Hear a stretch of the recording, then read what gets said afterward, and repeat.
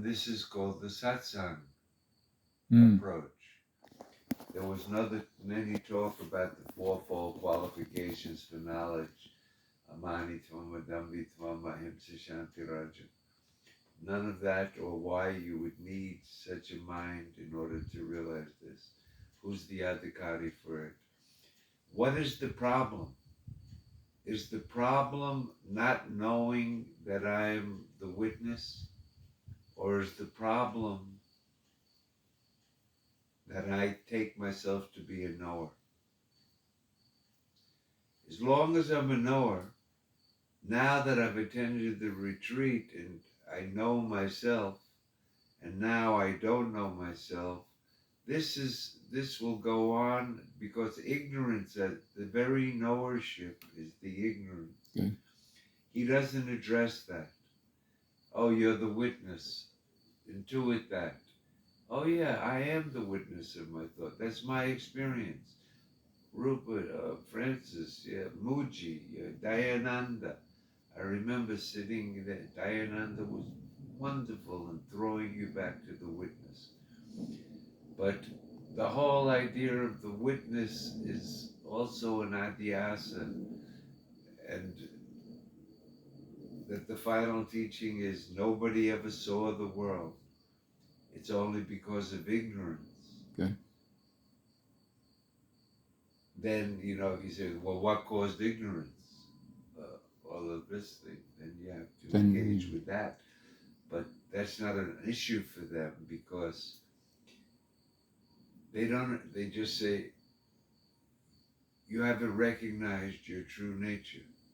In there is implied that you're ignorant of your true nature. Why is that? When did that begin? How is that possible?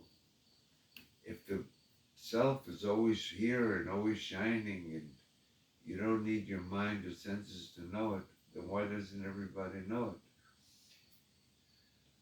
These type of philosophical questions are not addressed, and I call it the witness hustle for all modern Vedantins, because the idea of Adiropa Apavada, where the idea that you realize, because if you ask Francis or Rupert, Francis, you've realized this thing in your own true nature, yes.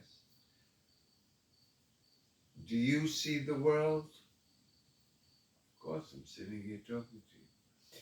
So there's no problem about knowing the truth and seeing the world. No, the wise man sees the world. Well, that's the difference between Shankara and Vedanta. But when to him all has become the self alone, what will he see him with what? Is that poetic? Is it metaphorical? Or is it supposed to be an actual statement of fact? That when you know the self, where there was duality as it were, when you know the fact, duality, you have to use the word duality ceases, like the snake ceases or the dream ceases. But those are all events in time. Time itself is part of the whole illusion. It's not like it was existing and it came to be non-existing. There never was, nasit, nastit, nabhavishyati. That type of non-duality. That the world really never appeared to anybody. Nobody had any ignorance. This final teaching of Vedanta, even though Francis Lucille may say, like Dayananda may say, and that witnessing consciousness is the unchanging pure light of consciousness, ever pure, ever free, ever present.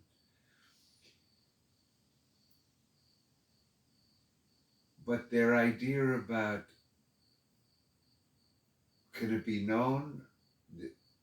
And if so, what happens after you know it? Because the whole thing was about moksha. Is it really knowing that? Or is it getting rid of Pramatru, Pramana, Prameya. Good. If the knowership is gone, then you're not a guru, you don't know Vedanta, there's no method of Vedanta. So it has to be that the reason the world is appearing is because of ignorance, adhyasa, adhyaropa, on the self, we superimpose.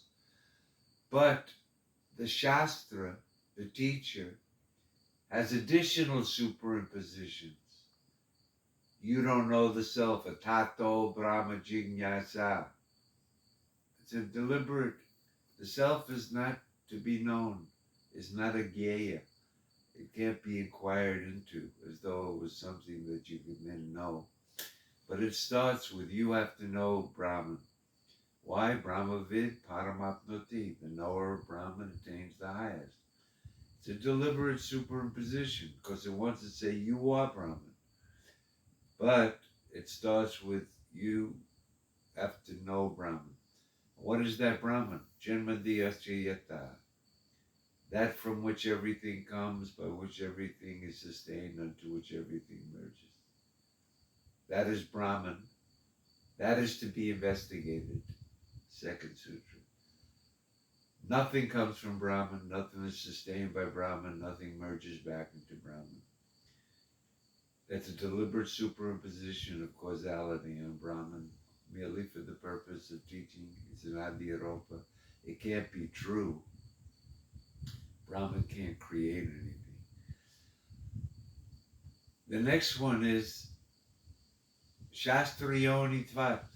The only way to know this is through the Shastra. Shastrayoni Tvat.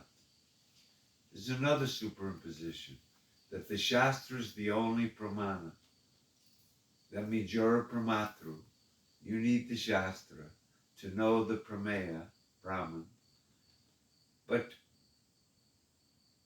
there's no Veda bhavati. When the truth is known, even the Vedas, no Veda. There's no pramana. So it's a deliberate adhyaropa. There's no Vedanta Vakya pramana.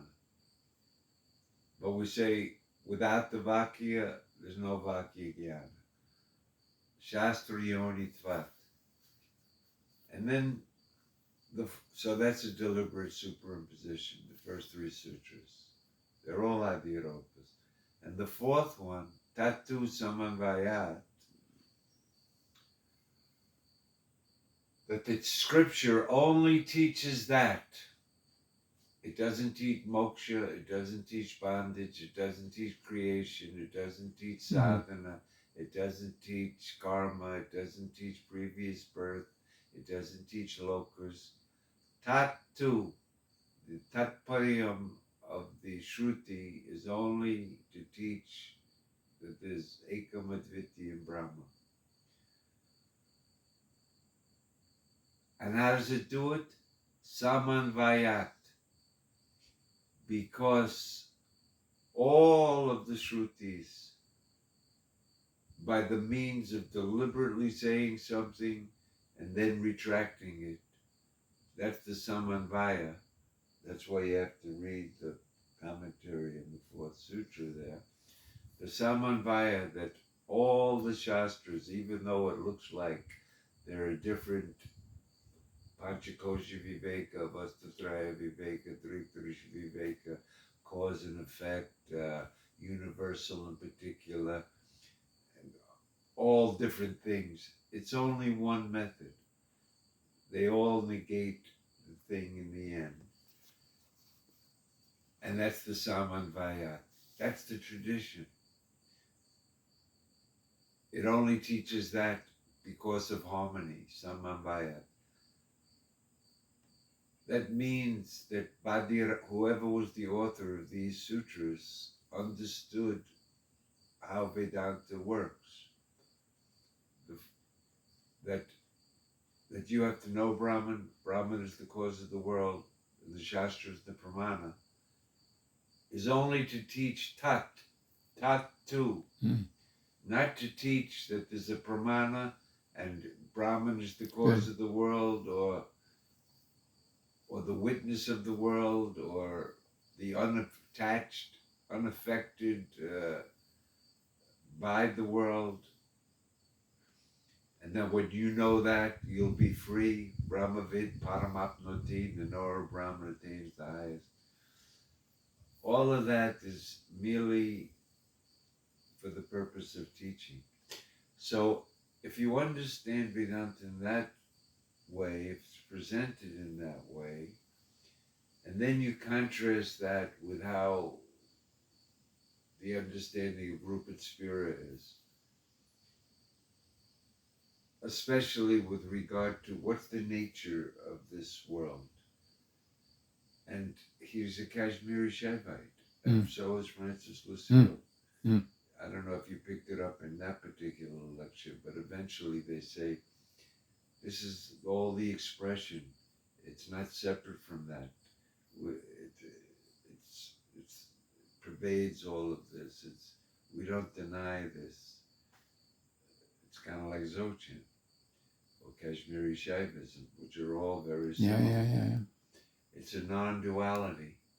They all call themselves non-dualists, but even it's the same as Shiva Shakti. You know, Kashmiri Shaivism is non-dual. How is it different? Because in consciousness there is a power, Shakti. Power and a will. Power, Iksha, Kriya, and Jnana, and knowledge. Right, and in Dzogchen they call it Stal, the inherent inexhaustible energy by which from the Buddha nature everything spontaneously arises, abides, and sets. Why does it arise? Because it's the very nature of consciousness to ceaselessly.